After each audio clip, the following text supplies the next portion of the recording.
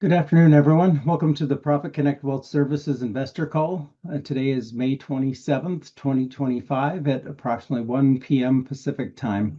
I appreciate you all making the time to have this or join this call today. I do apologize for needing to reschedule the call from last week. Unfortunately, I came down with COVID and was unable to fulfill my obligation to do the calls. So I appreciate everybody's patience in allowing us to push the call back to this week. Just real quick again, disclaimer that nothing in this call should be construed as legal or accounting advice. If you have legal or accounting questions specific to your case, please do reach out to competent counsel and request that information at that time. Today, my goal is to go through the questions that we've received from investors and to provide a little bit more information throughout the process. So as you know, we are quite a ways through this case. We've done the claims process. We've done our first distribution. We are in the middle of doing third-party litigation, so suing some third parties. We've recently come to an agreement with Bank of America in which we will settle that case prior to litigation, and we should be filing that motion here shortly. And it is a good recovery for investors, and I'm excited to share with you guys that news once it becomes public. In addition, we are also working on litigation related to Dale Hayes, the attorney that represented Brent Kovar and Profit Connect. I had my deposition taken 2 weeks ago, and it does look like we're getting close to a position where we think we can resolve that case as well, meaning that there will only be little bits of litigation left to do in order to be able to wrap up the case. So we're excited that that this is moving along and that we are quite a ways through this case. One of the questions that people had just first off is in regards to, or I'll just read the specific question, is if there are no criminal civil charges pending, I want to press charges. How exactly is this accomplished? What is the contact information and can you provide it? So civilly, the SEC is the one who brought the charges against the Kovars. They have since had a judgment entered against them in that case, as well as Mr. Kovar was indicted by the U.S. Attorney's Office in Nevada on February 12th of 2025. He was arrested at that point, taken into custody, and since released on bail. And so that case is ongoing and is in the middle of prosecution. The next question has to do with litigation. Is there a final settlement from Bank of America, and when will the payout start from that? So there has been a settlement reached in principle. We are awaiting the final terms of that to be nailed down. I do think we're there now. So there will be a motion filed with the court at any time that will seek permission of the court to accept that settlement and to continue there. As far as when those funds will be distributed, that at this point is unknown. We will do the distribution once we have enough money together to make a distribution that will justify doing so. So my thought would be that it may be more than just the Bank of America that we need to get. We may wait till we attempt to settle the Dale Hayes case. And if we think that this case is going to wrap up in this year, then we may seek to just do one final distribution at the end of the case in order to get everybody the balance of what's available to them at that point. Next question is, are you looking into retrieving money from influencers and Profit Connect sales, those that earn high commissions? Yes. So that is the other litigation that we were discussing. We have been in contact with most, if not all, of the net winners in this case and the promoters seeking to recover monies that were paid out either as commissions or false profits. And so that is in process. Next question has to do with distributions. The first one says, I've not received funds yet. Can you please tell me when I can expect some returns? So if you have an approved claim and you have not yet received any funds, you do need to reach out to our office because that means one of two things: either that the payment was sent back to us, so it was unable to be delivered, or there may have been some issue related. In just a couple instances, there were people that needed to provide us additional information prior to being able to send out their payment. So if you believe you're entitled to a payment but have not received it, I do recommend that you reach out to my office, and I will provide that contact information here at the end of this call. Are there equal standards for all investors returning money?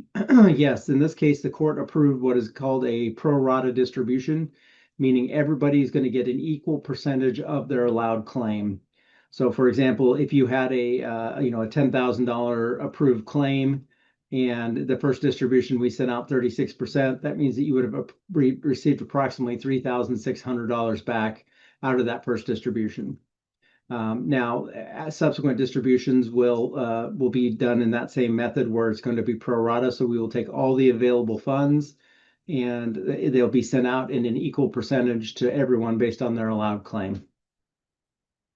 Next one, it says to receive only 36% back seems very low. Will you be making another offer for us to regain our money?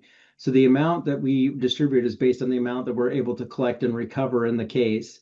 And so that number may vary from case to case, and sometimes it's as low as 10 or 20%, and sometimes it's as high as, 75 or greater.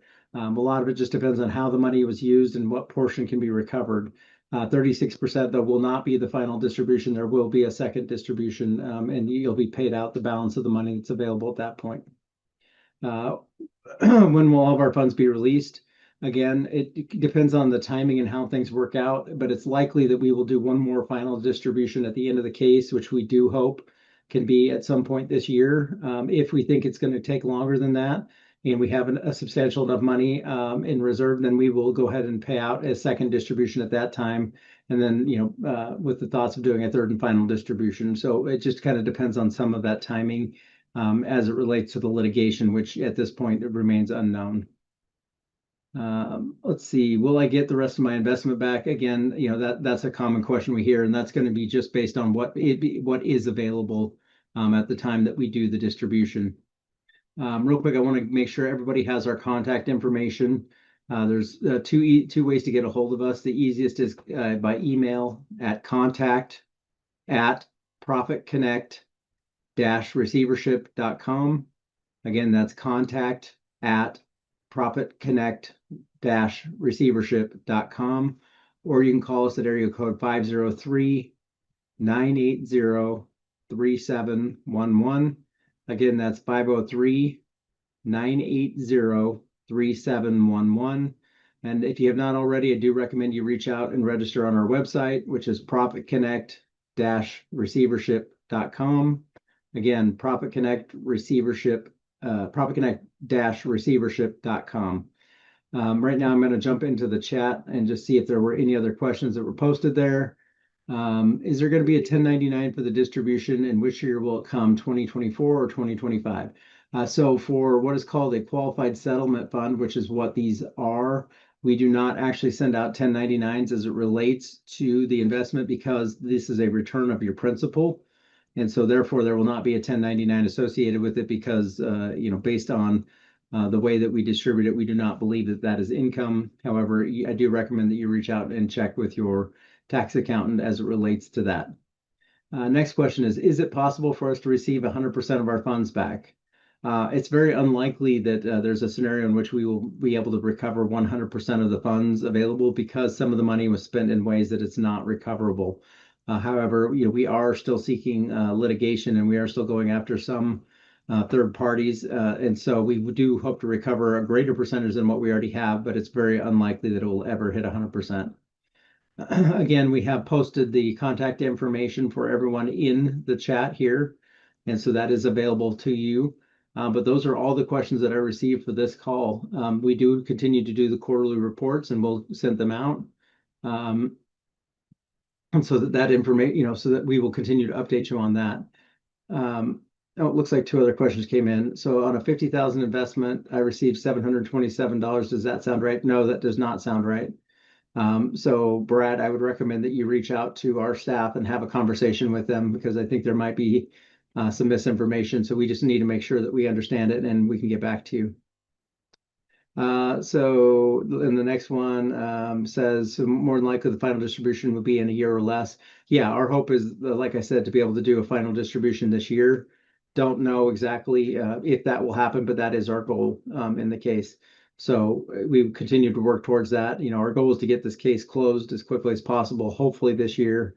But again, because some of it's litigation, that the timing is not yet known on it, and so it may end up taking additional unknown time. So we will continue to push it as diligently as possible, but cannot guarantee it will be finished this year. Somebody asked about the amount with Bank of America. I will release that information very soon. However, the settlement was confidential.